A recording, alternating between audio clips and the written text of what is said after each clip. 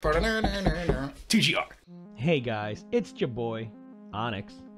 Before we start this video, I want to give you a little insight into my history with the Castlevania franchise.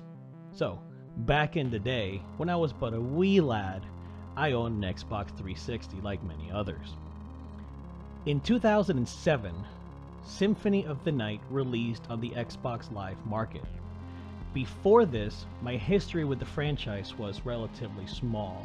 I had only played Lament of Innocence on the PlayStation 2 and the original NES Castlevania on the Wii Virtual Console. This would mark the first time that I delved into a proper Igavania title. I had played Metroid titles prior to this, so I was familiar with that formula. I just never experienced it in the Castlevania realm. And what an experience that was. Symphony of the Night is an incredible game.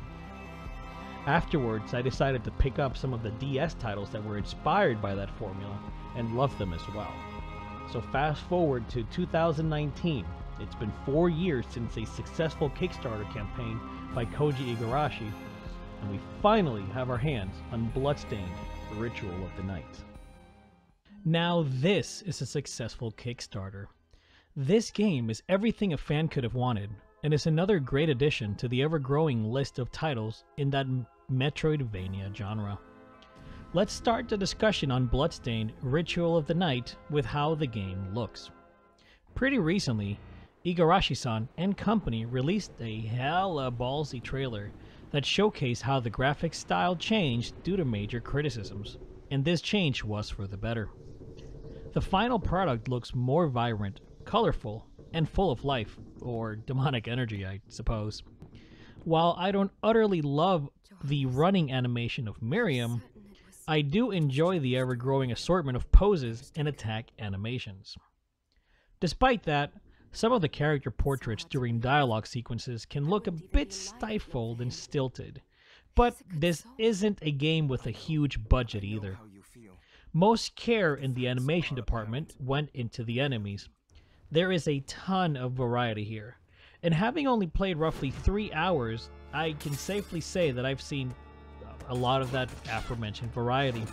I've seen at least a few dozen different enemy types, and they come in all shapes and forms. We've got pigs with wings, bow and arrow archers, giant freaks with shields. I mean, you name it, they're here.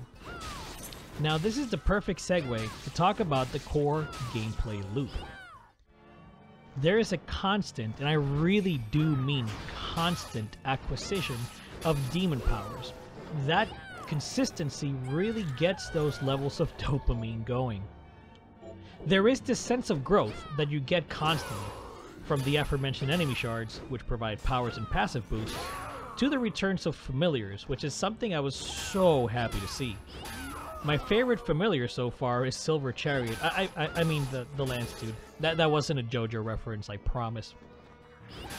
There are also stores that you use to buy and upgrade items and shards. And there's another quest giver relatively close by to start some basic demon hunts. To top all of this off, the game has a huge amount of variety when it comes to the weapons. There's whips, swords, axes, greatswords, maces, spears, guns. You can definitely choose to play however you want, and that is a major plus. Each weapon feels differently, with different speeds to swing, with different elements, and the greatswords and bigger weapons, for example, have this nice trick where if you hold down the attack button, your character Miriam will charge her weapon and do a heavier attack that can do more damage. This game is also rather difficult. And even though I lost footage of the boss fight where I died around 5 times before I eventually came out to a strategy, I cheesed him. Take my word, Bloodstained is not an easy game. It's also not super difficult either, but for some reason before the game came out, I had a feeling that it just wouldn't be that difficult of a game, and I'm glad that I was wrong. Enemies do sufficient damage, but bosses are where the real challenge lies. Overall, the gameplay is definitely in line with classic Iga Castlevanias. I mean, that is what was promised, and that's what we got, for good measure. I really can't say much else. The gameplay is refined, and it delivers. One major part of the package that I feel somewhat neutral about, however, is the story. It's fine, it's serviceable, but the story has never really been a strong point of Castlevania games, and I'll just leave that at that. I'm still too early in the game to judge that aspect wholeheartedly, and I do have a feeling the story will grow and go to many different places, but we'll just have to see. However, the music in this game, oh my god, it is phenomenal. Composer Michiru Yamane delivers another knockout, and it pleases me to no extent that it's so sublime, since I loved her work in Lament of Innocence as well.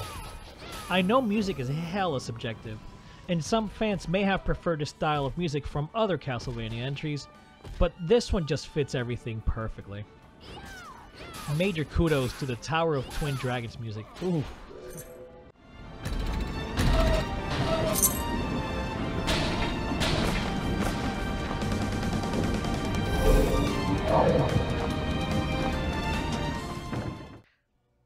Now, the map layout, while very reminiscent of the castle of Symphony of the Night, is just utterly inviting.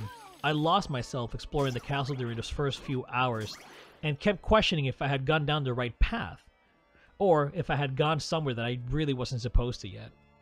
Ultimately, I did figure out that I was going down the right path, but I had no idea while I was traversing the castle.